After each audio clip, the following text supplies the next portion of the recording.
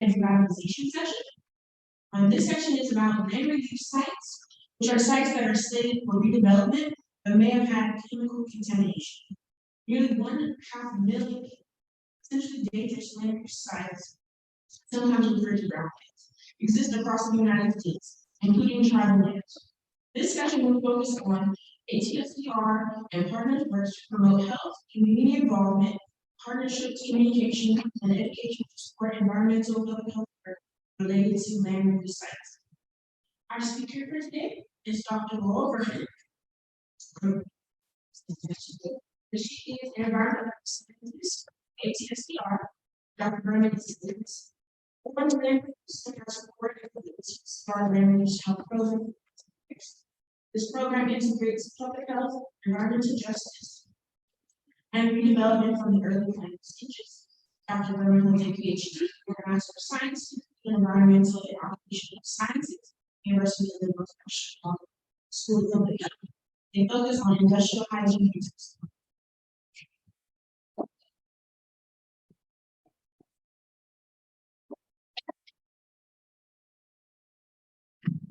She's farmers or being asked, but we also take them so children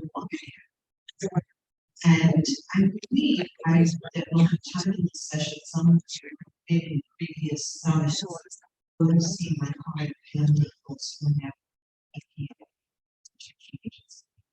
they were finding story spreading song. And I do have some updates. So, 2 days Syracuse and she's in days. So just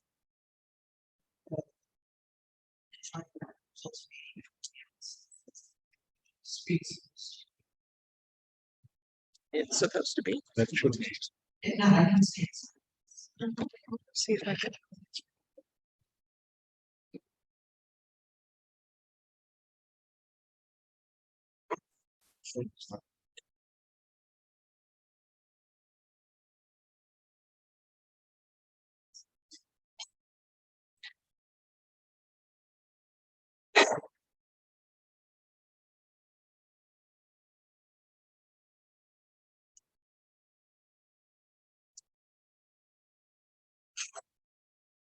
So what's really cool is we can actually watch Netflix on this screen. Yeah, change things up. So I am currently Office of One. I think it's going on 17 years, but 15 count of being our neighbors. And the first time, about the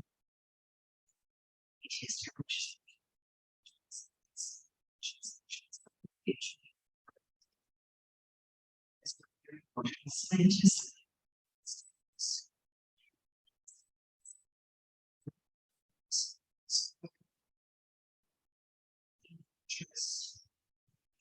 Each region started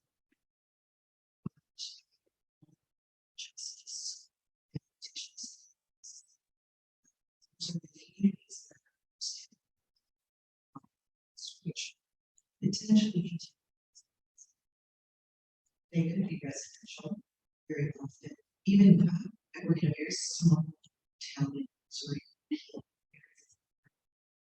southeast Missouri, that has vectors from this picture. Here you see it.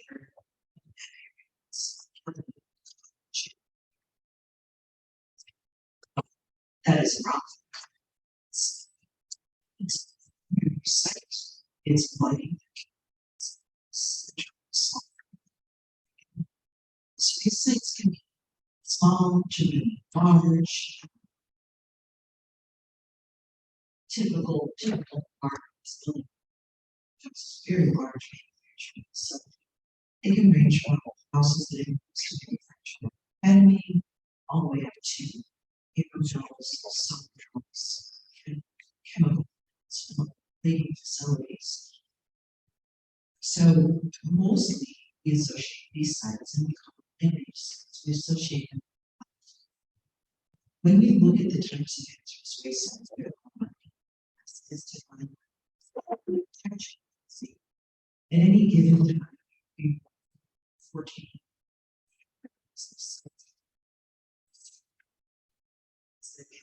litigation, prosecution, and then there's at any given time 36,000 resource conservation agreements. So at one point in my career, I inspected record sites and plans of inspections, including on Indian. So this was the coming up from Chicago on freeway, all the way up into the Michigan, and we inspected sites tribal, non-tribal. So these research conservation appropriate sites are sites that store, treat, manage, or generate some type of hazardous waste. So I actually inspected famous mail order door cosmetic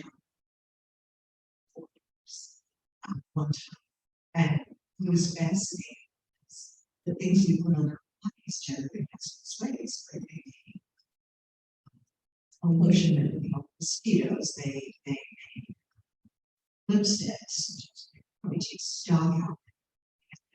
They made potions and lotions, all kinds of cosmetics. So to make those, they needed solvents, and the drums, the fats were enormous and stored in giant, it's not bigger than basketball.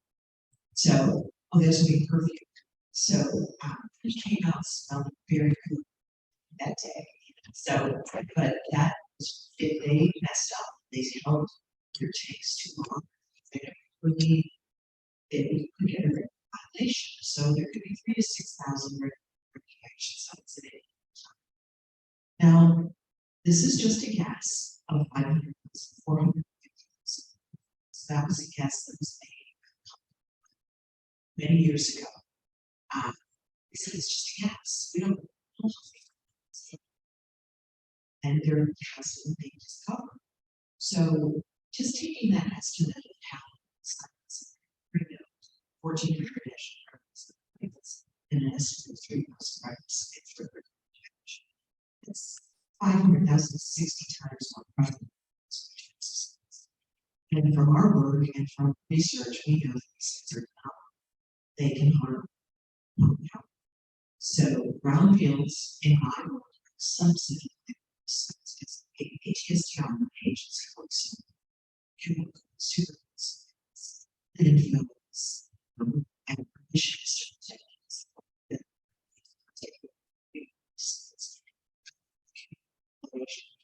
Driven ways to create something from the sites that benefits the community. Oh, I should understand like in this country. So that's a 2010 with COVID. Reason communities, so we could likely have 0 at 5.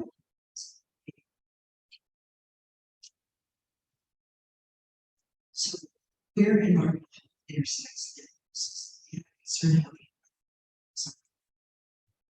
and we've gone ranging from all the social determinants of income, access to education, housing, food, and many other social determinants. Is a social determinant history, cultural practices, and then contamination of the environment. So brownfields, potentially contaminated sites, can like actually they also can lead to health disparities. So show the next slide. That it's we increase in the next slide. There's a corresponding increase in health disparities for justice. in communities, even smallest community, two old gas stations, they take some. They have two houses with suspicious fires. So,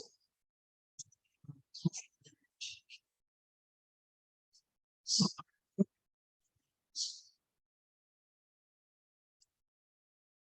it's early integration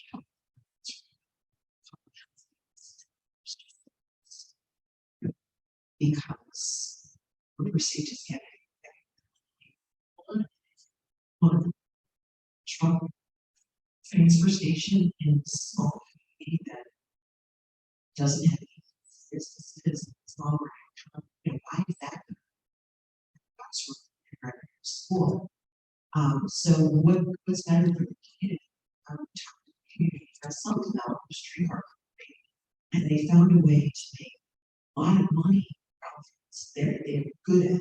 They'll, a small bank, for example, takes over gas stations. They're popular. Oh, that's gas station. Because they get a good development, clean up, tanks out, and they render it safe for use, and we redevelop something. And I still believe the bank branch changes, closing branches. So that's good. So if you can,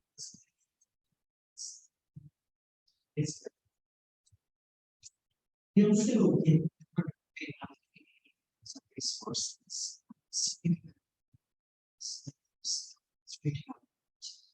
And then we do a lot of training. So we train animals, we train kids, we train planners, we train students that may be considering our fields. We are personally responsible for changing the lives of these students to become environmental. And we also work with city administrators, chapters, councils.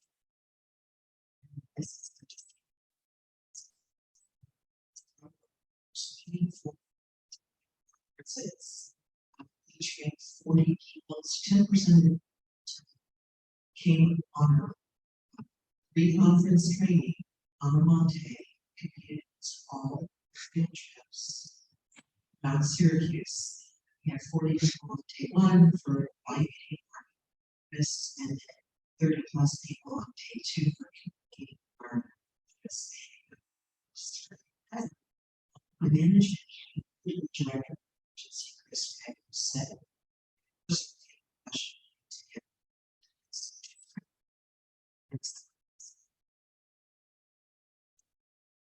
so why do we do this?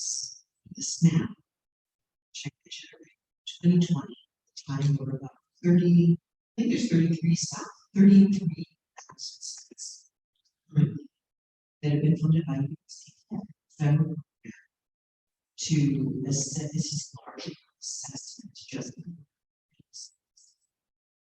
actually be site. And then if you find something to so phase two site assessment, those gray circles are sites. Small refraction, about 5 to 6% maybe actually. So it's a long process, and they're everywhere. You can see Michigan. Michigan just covered.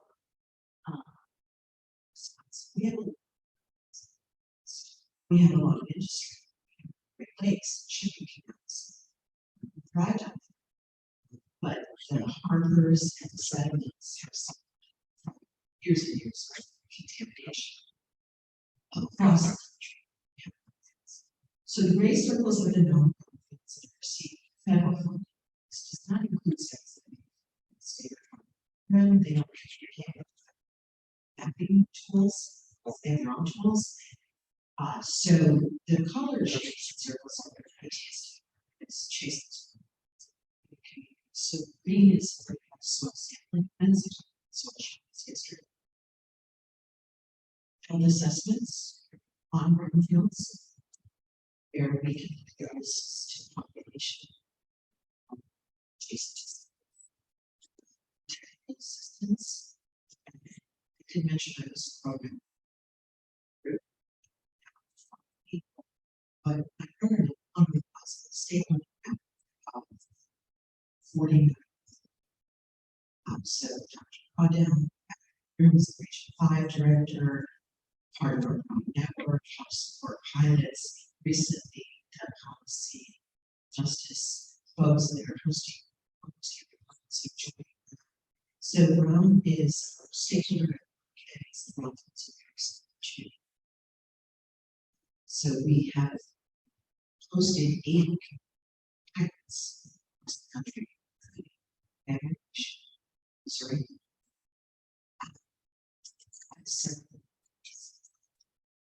In the US, it's Romania. Where it's recovered as a post-communist community doing religious community, engagement, just really exciting to share success. So this is why it's better. Next. As I said, the global profits increase, so do the disparities. Next. We see a higher percentage of population. We take hope in these ancient states. Detroit Industries. It's going step 42. It's quite expensive. And going on 42 months. What's the biggest industry? Single healthcare 42 months.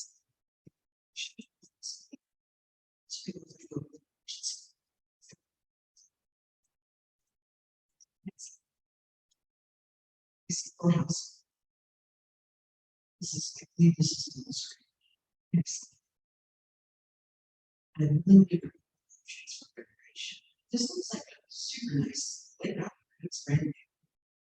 But maybe what you don't see is it's in the shadow. You can find it. Wow.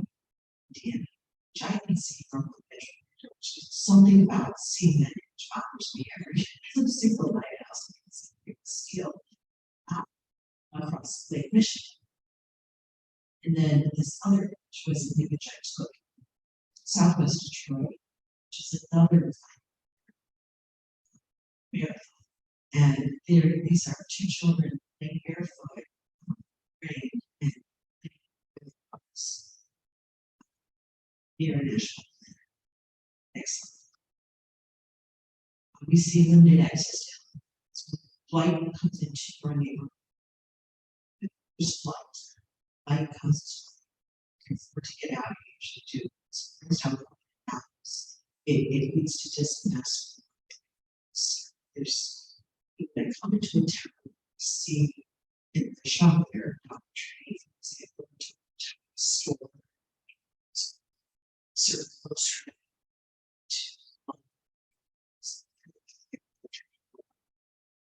This is and I'm going to see. Unfortunately, next. So as we get more and more light brownfields, we start to see decreases life expectancy. You can compare one zip code to the next and see the difference in life expectancy. Normally, those go to investment statistics, all kinds of economic health, physical health. We also see buildings. Everybody says it's the buildings. You know, from hundreds of brownfields for this. And you see database. And that is from digital sources.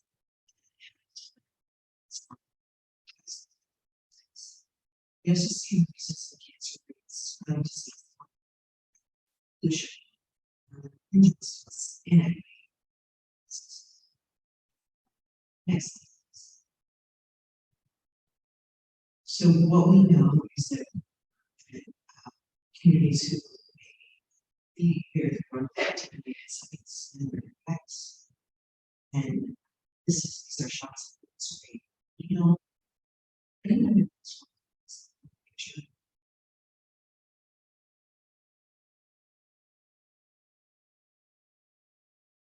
Drums. When you drive into this town, railroad tracks, cotton it's like the street office. Absolutely should be stored. That's our mistakes. Whenever you see a little pocket, it's always what's in there, you know, because usually little buckets might be something gross if you can't store it. So, so what can we do about it? You know, we're a small agency, collaborating on protection agency, states, next. We believe these sites can be. There's a strange beauty to me on this record. I peeked in there, you can see an animal's broken in. I peeked in, this was probably a little house, but they had turned it into like oil change, auto repair, and it's completely saturated. But this is on Lake Superior, where the depth to ground is feet, right? So we want to prevent this. When I walked around back, I found a kind of rigged out makeshift oil filler thing.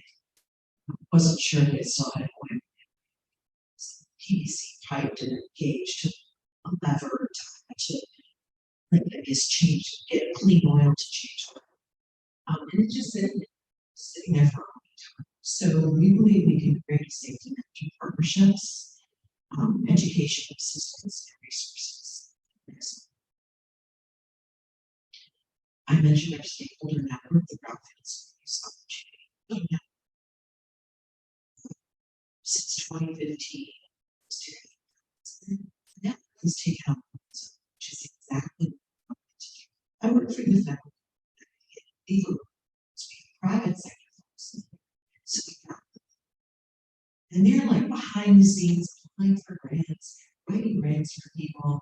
So what that turned into is, like I said, we leveraged 2 million plus. Well, and Mabel's just got 10 million for it's called 128 funding through the US EPA Brownfield program. There's funding for tribes, territories, and states.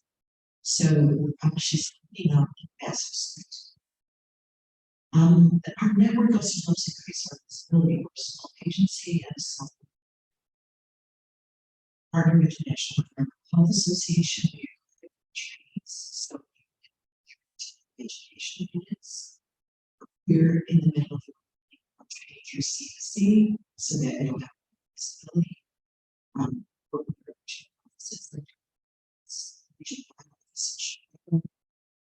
Academics, one of our biggest partners is to take patients, campus, tourism, EPA, the National Park Service, US EPA, local state tribal organizations, nonprofits, and residents. Next slide. Then we create a lot of tools and resources and use to track how you're used and what comes out. So our action model, which is shown at the top, is really just a way to start a conversation. It's 4 questions. Well, actually, there's because I start with what are the assets in the community, what do you like in here, get the kids to do a survey, parents can fill out the survey, and we talk about what makes this community great. And then we go to step 1, what can you add? If you have any issues, you have brownfields, what are concerns? And then step 2, how to improve this. Step 3, what's the corresponding health benefits? We're all health folks. And step 4, what data are needed to change? So 45 communities get their action plans. And I worked through at least 6 graduate student volunteers until we got a consistent set of 40 of the communities. We now have indicators that you can track over time, use yourselves, things like crime rate, elevated blood levels in children, the number of brownfields that there are, the types of contaminants at brownfield sites, types of funding that are available. So we have 9 categories or so of indicators from this that we've published on our website. You can download, click. There's a little sheet you can use that you can fill in. We also have a site tool that includes a way to visit a site and from a public health perspective. So it's kind of like doing phase 1 in a site visit. But we ask all those questions: who lives nearby? Where's the closest daycare center? Where's the hospital? Here's the site boundaries. What's usually expanded.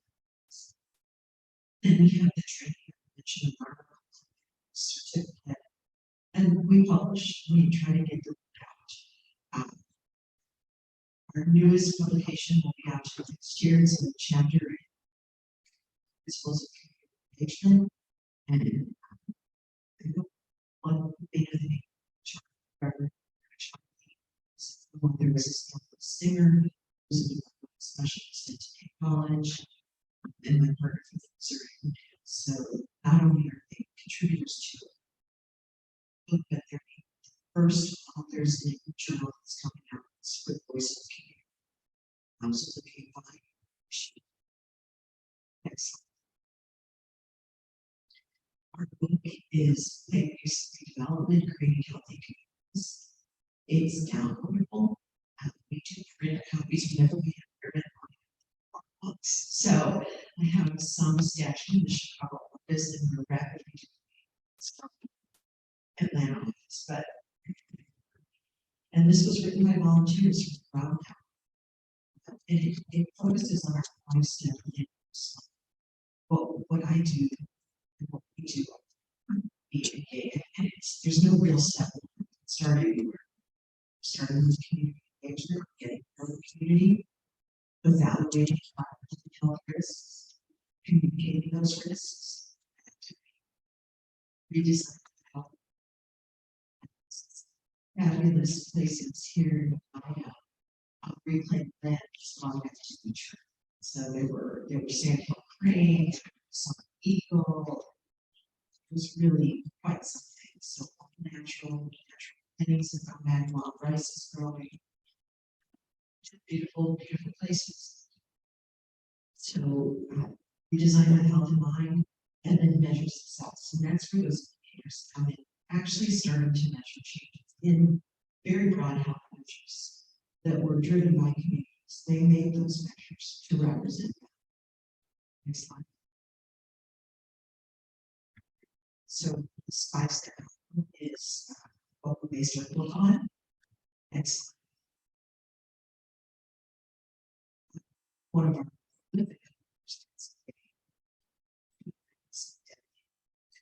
Kinsey.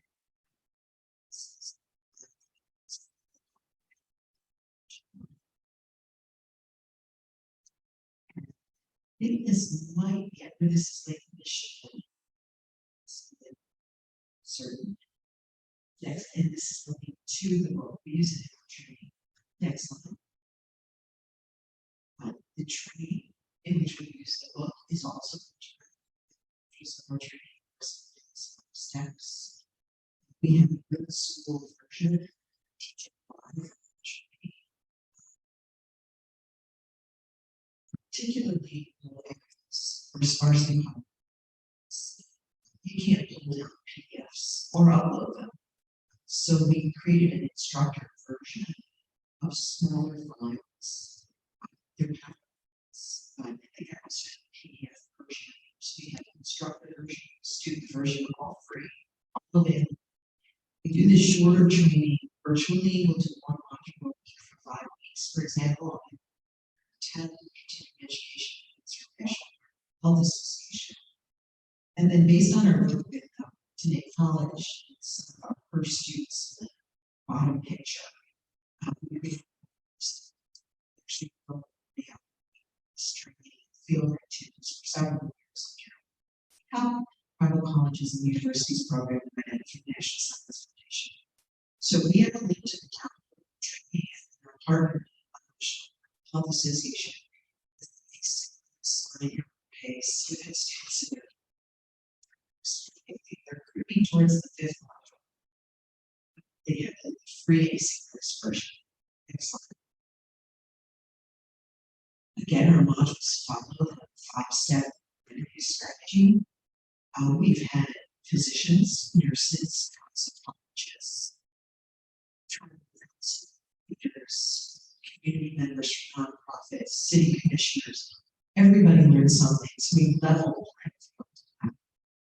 We've had the youngest student is 18, taking the first college class.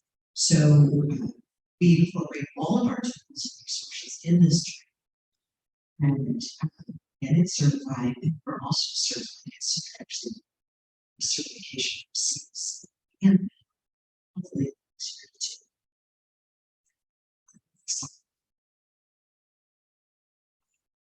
we trained 500 people, 2,100 asynchronously. The focus has been in learning trauma professionals. 9% of participants are students. It could be because we're doing a training, push it out to several universities, push it out to their universities. But you don't get this in school. I've never had this in school.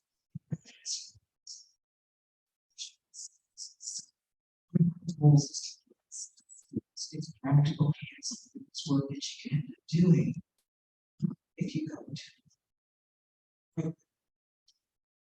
Except we're going to take college and evaluation of basic training, short 500 training. Quickly learned that an hour and a half of engagement, an hour and a half in maybe just wasn't, nor was an hour and a half of communication. So we expanded those first 3 modules to 8 hour trainings. Risk communication is really short, it's 4 hours, so there's a lot of hands interaction and practice. And then we just conducted so that we could further evaluate training. So our last pilot was at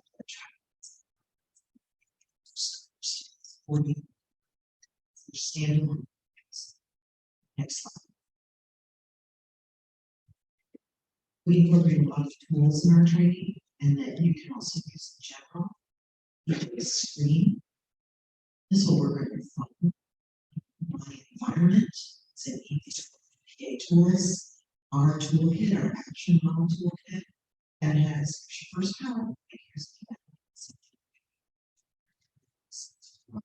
Sure, but it's step by step. Briefing, walk you through, and then we have our training. Next slide. Sorry. So EJ screen, can you go back? And this was brought up previously. EJ screen does include data for some tribal regions. We know that these are separate programs, some very often. So that states also have their own tools. But EJ screen will work for me in areas where I can't get data otherwise. So if I put in Gary, Indiana, I'm going to get a whole bunch of brownfield areas. They have 18 different indicators you can look at, associated indicators. And you can do side by side EJ screen. So you could wanting to speak to proximity and hazard space. Next. My environment only works on federal sites. So if the site reports to the federal government, you can look it up in my environment. Does that work in tribal areas? No, just the state programs. No. So this is not the only sites. Next slide.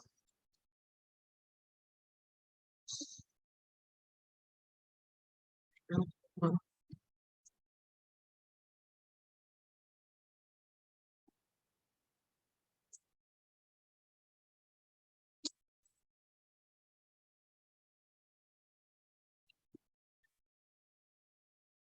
give me 1 second.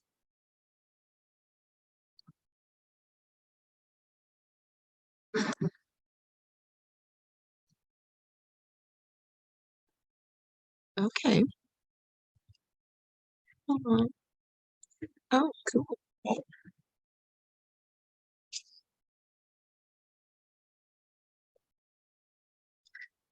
Sorry, it just stopped working. Well, I'm close to the end, so I'll give a presentation. So the slides will be distributed. And then I have a video. It can be, you have the slides on your computer on your back. So this is a good example of my environment, Gary, Indiana, that tells me there's 39. Still, but I think it makes it where there's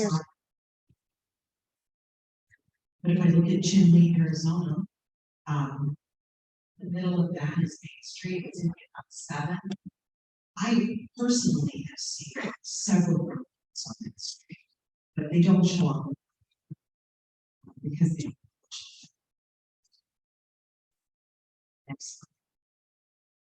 We have ATSDR's EJ index, which you can use down to the census tract. And we're going to keep the closer you are to 1 is the greater of environment injustice. It uses similar same screen, but it's social. So,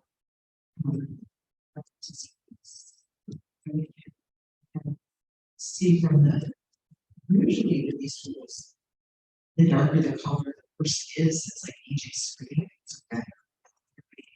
30% greater burden than the rest of your state or rest of the country.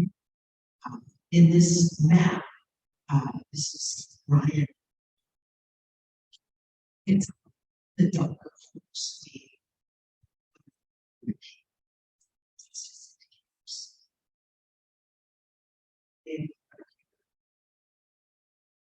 Disease, there's household characteristics, built environment, infrastructure, housing, not space, trees to make shade. Next slide. Our action knowledge have already described the constants of the toolkit. Next slide. And then I have a short case example featuring some of our students. We taught out there from 2019 to 2022 the short course that we expanded and did behind the doors last included in the training, engagement training, photos, people take a picture of something that's in the sheet captions. This can be used for a variety. So this student was very positive. He said, the whole country, this used to be a good laundry. People at Crown Point used to always come here on weekends to do their laundry. This place brings back so much memories when me and my late auntie used to come here every Saturday morning, drinking coffee, doing our until it closed in 2017. It is unknown to me if there are any contaminants in the building that was built on top of the source of contamination. It has been closed ever since. The building is still standing there today. So to me, that was very touching for him to recall being with his aunt. You know, every Saturday doing the laundry, and it meant something. So next slide. We get our students out in the field. These are my first 2 students. I actually had some funding from Robert Johnson Foundations. And they stayed in my daughter's bed. She was in school. It's so much fun. Did to Chicago pizza, deep dish pizza, dogs. To the grocery store has sushi, so that's just kind of fabulous. They were also at school. Only a few we brought them to Chicago.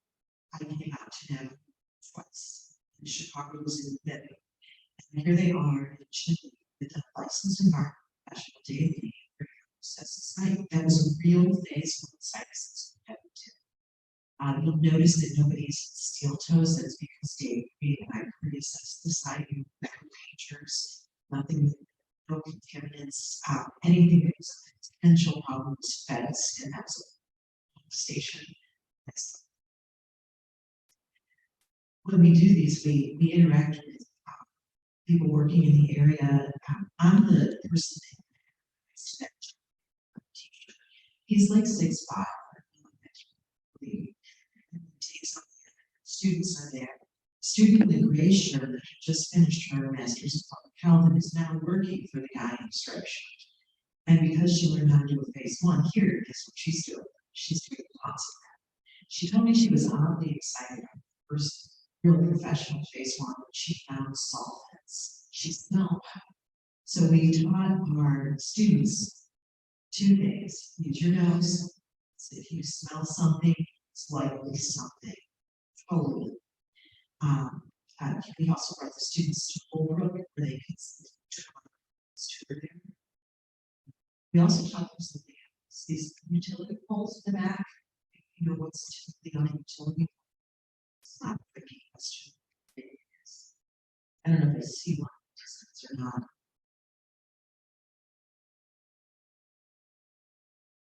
What was that? Transformer, yes, gold star. Transformer. And some of our transformers still get trained polychlorinated metals. I know this because one of our students, last summer before last, said a truck came through their housing complex outside of Chinle and was too big for the roads, following Google, whatever map, and ended up taking down a utility pole at a woman's house who has 5 young children. And they stayed and said, "Morning, PCs." She said, "The drone's been sitting there for weeks." So maybe it's now an EPA. Harry Charlie said, "Well, what are we going to do? You go on Navajo EPA website, fill out your citizen."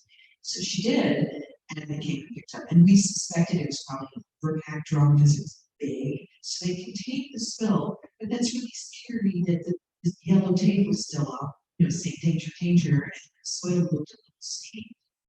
Maybe they cleaned it, so dampened it after cleaning it. So students began to change. We had students go on to go into environmental science and one went to graduate school. The one that found a job went to graduate school. It changed her life.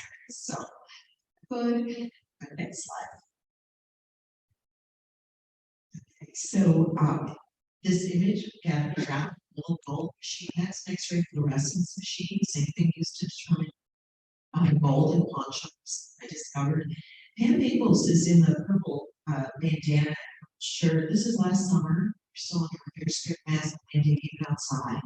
And we brought our class of today college students to a community event. This is a great time to do a soil shop, and also we had a medical trailer came out, mobile medical, so we could do health screenings. And impressive on the students, plan to say, right, this is why we are doing this, to clean it up.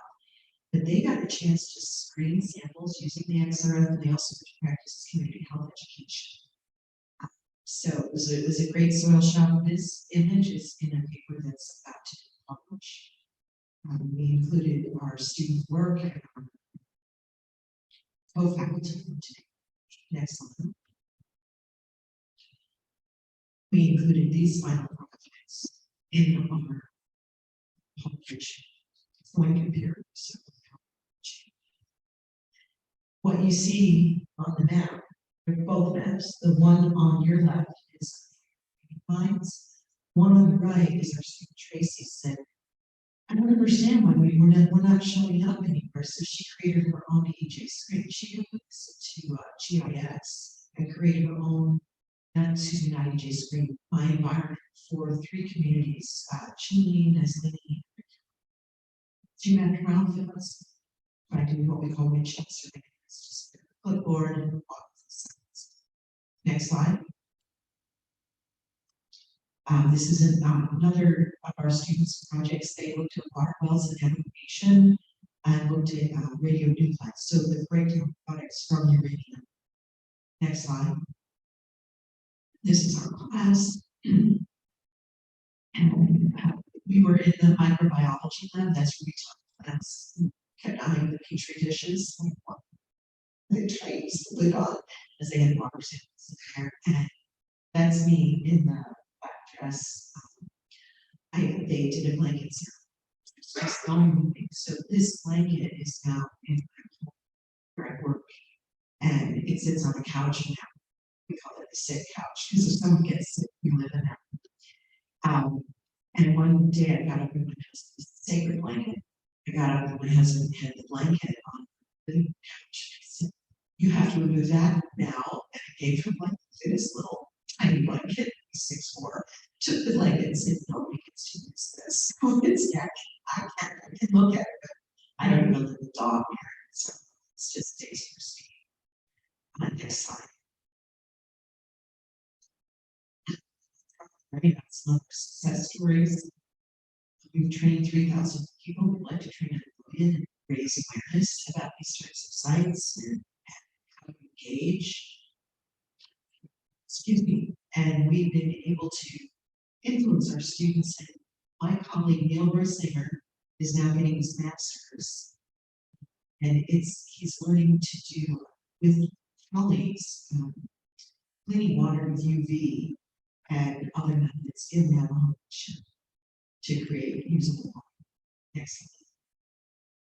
This is my email.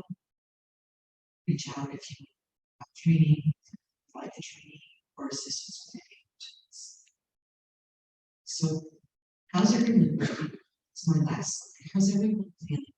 Some of you have seen this video before, but would you prefer starting for longer break, bit of a break, or would you like to see the video? It's about 36 minutes.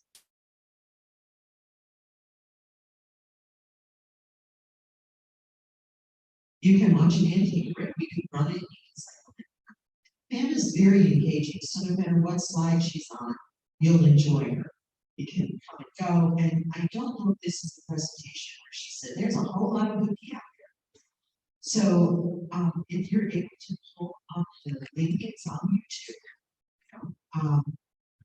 I'll just let it run and cycle it now. Pam just received $10 million. Are you talking about? There we go.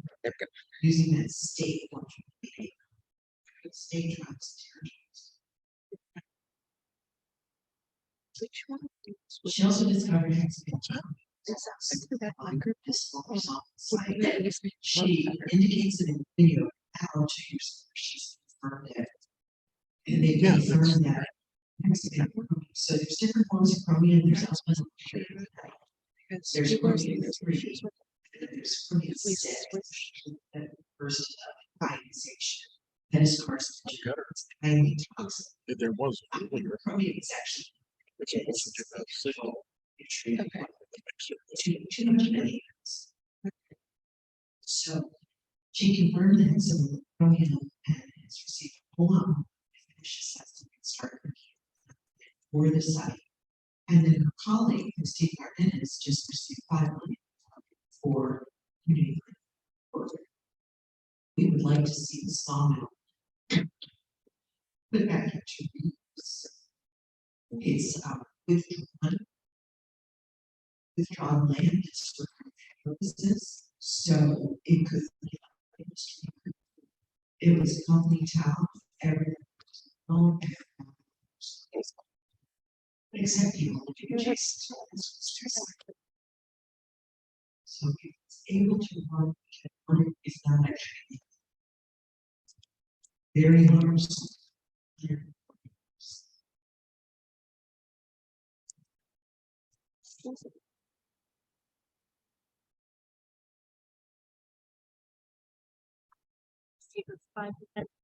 Take a break and we'll start it. You can sample it in your book, catch parts if you like.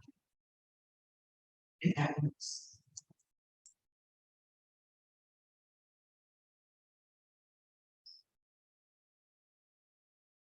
Thank you, just in case we lose you break.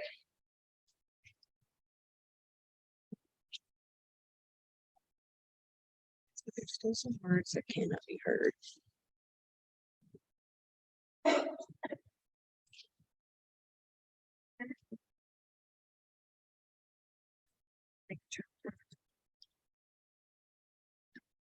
There is a. Right, yeah.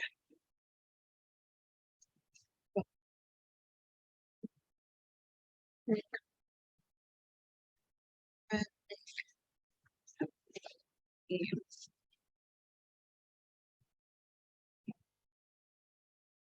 Where is she? Let's look.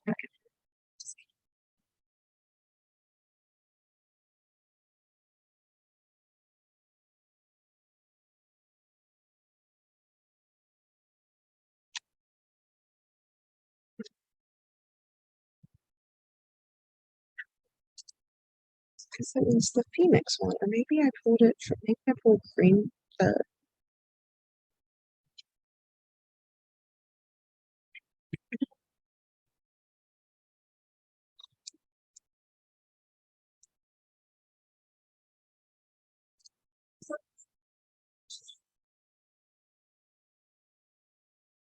Oh, okay. It's is it this one on slide 32?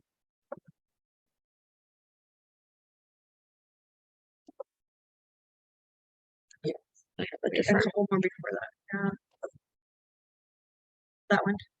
This one? No. Oh, one more up.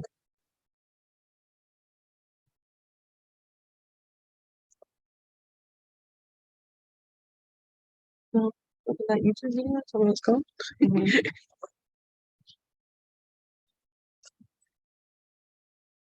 Thank you for.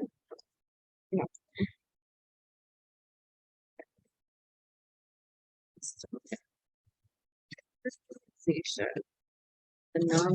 Oh god. Is it, oh, that's not how you spell that. Nava.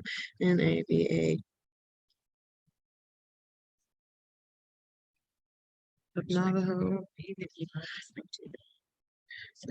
Can you please fix that? Thank you. Characterization of the Navajo forestry products. Yeah, got it. Shush. Yay. Um,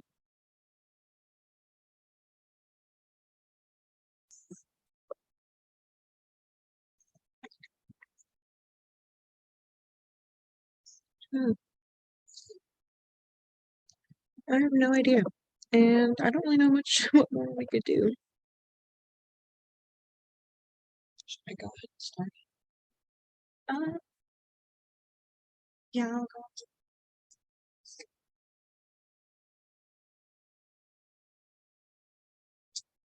Can't get the video. I was just asking if I should go ahead and start the video, but I have the video. Right, everybody, speakers, taking on us, we're gonna start.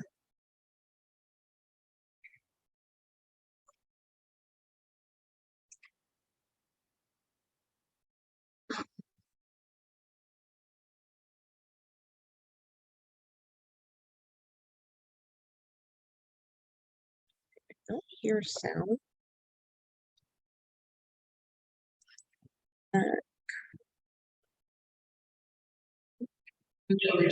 And I inherited this site and it's the Navajo forestry product industry site. It's 100 fenced acres. It was a sawmill that lived in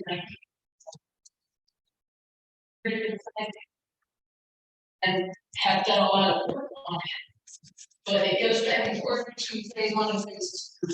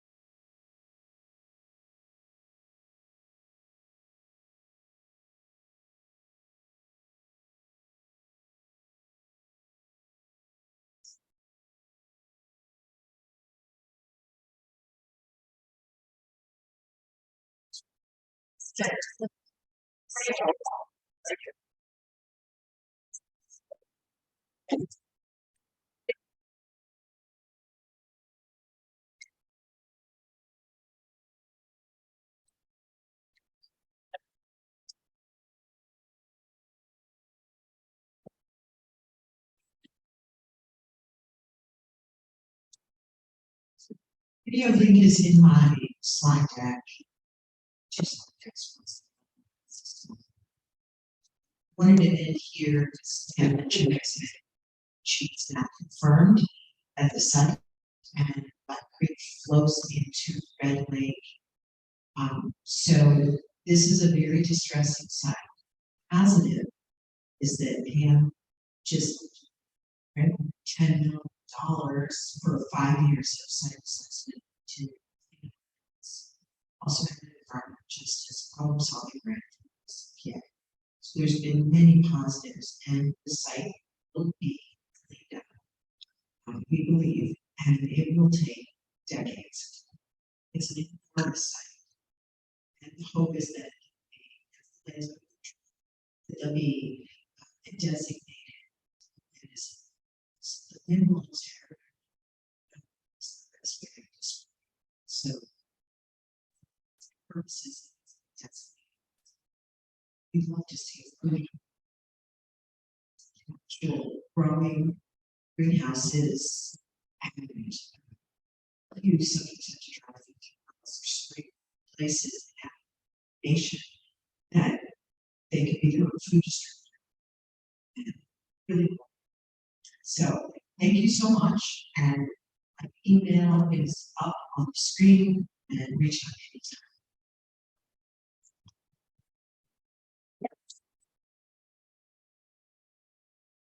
Any questions for Laurel?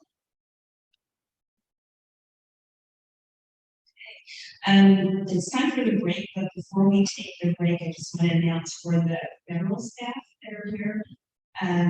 Wisconsin is a tax exempt state, so I've already submitted the paperwork to the front desk. So when you check out, your taxes should not be your receipt for the use for federal. So that's been taken care of. If you do see taxes on there, let me know.